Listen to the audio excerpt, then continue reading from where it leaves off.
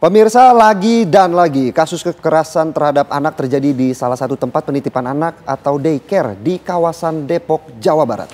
Ya, kali ini pelaku yang merupakan pengasuh di daycare menyiram air mendidih ke tubuh bocah berusia 1 tahun.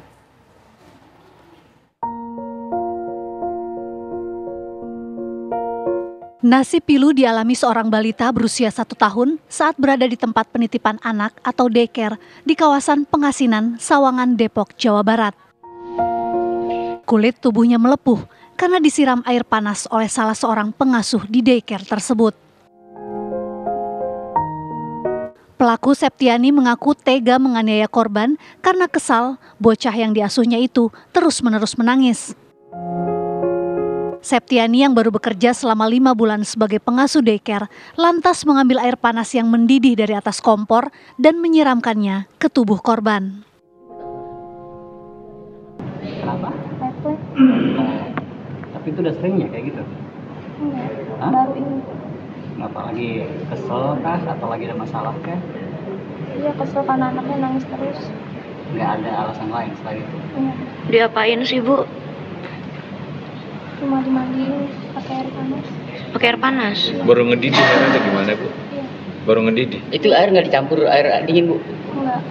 Berarti sempat buat apa tuh, Bu? Emang sengaja direbus dulu berarti ya? Ngerebus air dulu?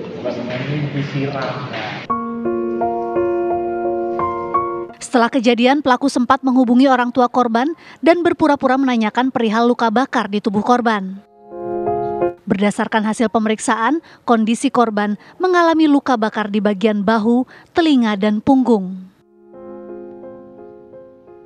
Orang tua pada pukul 5:30 dia menitipkan anaknya di situ. Setelah itu anaknya pada saat itu masih tidur, ya, dan ketika bangun ingin buang air besar.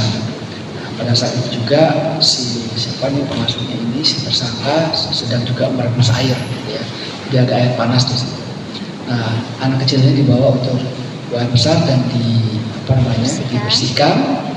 Namun karena terus-terusan nangis sehingga dia kesal, dia ambil air panas disiram pakai gayung 2 kali.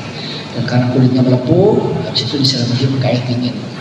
Tapi ya sudah melepuh ya kulitnya. Belakangan diketahui daycare yang sudah berdiri selama 1 tahun tersebut ternyata tidak mengantongi izin operasional dan pelaku yang menjadi pengasuh pun tidak tersertifikasi. Polisi langsung berkoordinasi dengan dinas terkait untuk menindak daycare ilegal tersebut. Dari Depok, Jawa Barat, Meli Kasna, TV One mengabarkan.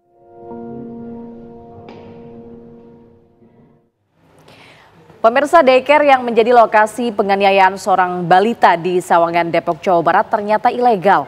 Lantas bagaimana daycare tersebut bisa beroperasi? Kami akan ajak Anda pemirsa untuk bergabung dengan rekan kami. Ada Ahmad Suryana ya, ada Ahmad Suryana selaku kepala PAUD di sana. Oke, kita akan Selamat pagi Pak Ahmad. Menanyakan. Ya, selamat siang. Selamat pagi, selamat siang.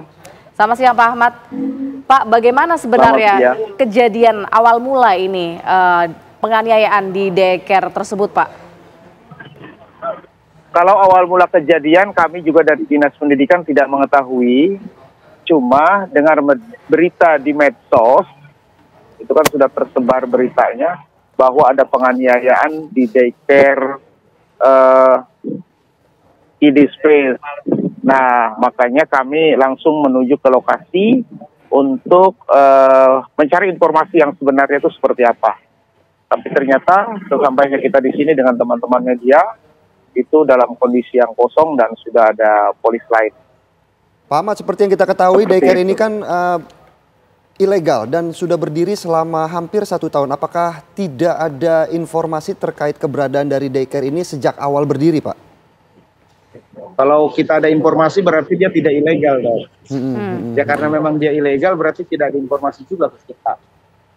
Apalagi dalam bentuk izin operasionalnya itu tidak ada sama sekali masuk di dinas pendidikan kepada Pak, tapi untuk pengawasannya sendiri sehari-harinya sebenarnya seperti apa sih Pak pengawasan yang dilakukan begitu? Apakah ada sidak yang mungkin kerap dilakukan terhadap daycare ini? Kalau kita Pak, Bu, kalau kita di Dinas Pendidikan, itu ada yang namanya penilik. Penilik itulah tugasnya untuk mengawasi wilayah binaan masing-masing. Adakah daycare yang ilegal?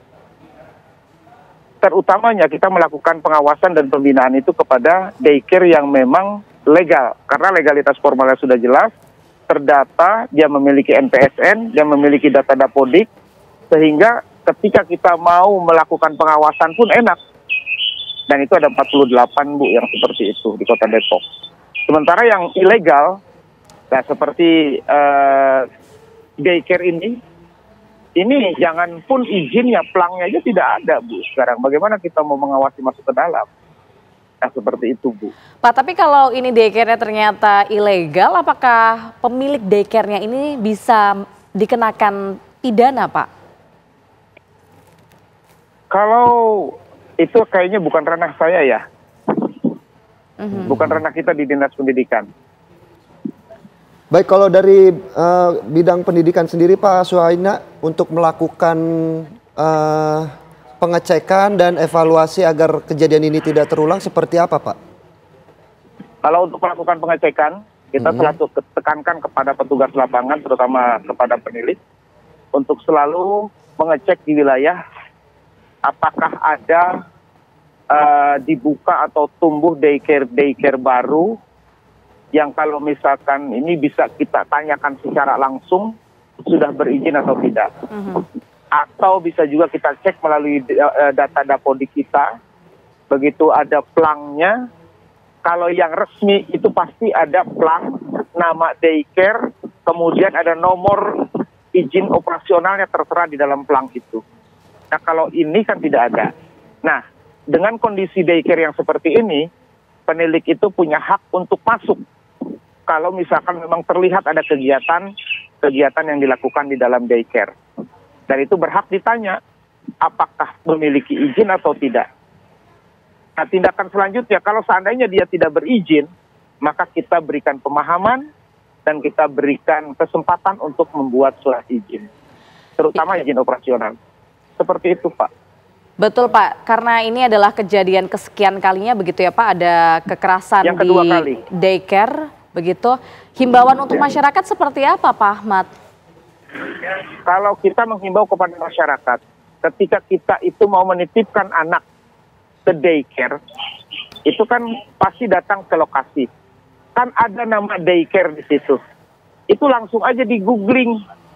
Nama itu di googling. Nanti akan muncul, dia terdaftar tidak di dalam data Dapodik. Kalau dia terdaftar di dalam data Dapodik, maka itu berarti resmi, sudah memiliki izin operasional, dan sudah pastinya punya nomor pokok sekolah nasional. Seperti itu Bu. Kalau begitu di googling dia tidak masuk, tidak ada, berarti itu tidak resmi. Mutlak itu tidak ada izin operasionalnya. Seperti itu Bu. Baik, terima kasih Pak Suhayana selaku Kepala Disdik Jawa Barat, dan tentunya kita berharap kasus daycare ini bisa menjadi yang terakhir dan tidak kembali terulang di wilayah-wilayah lainnya. Terima kasih, selamat pagi Pak Suhayana. Amin ya rabbal alamin. Selamat.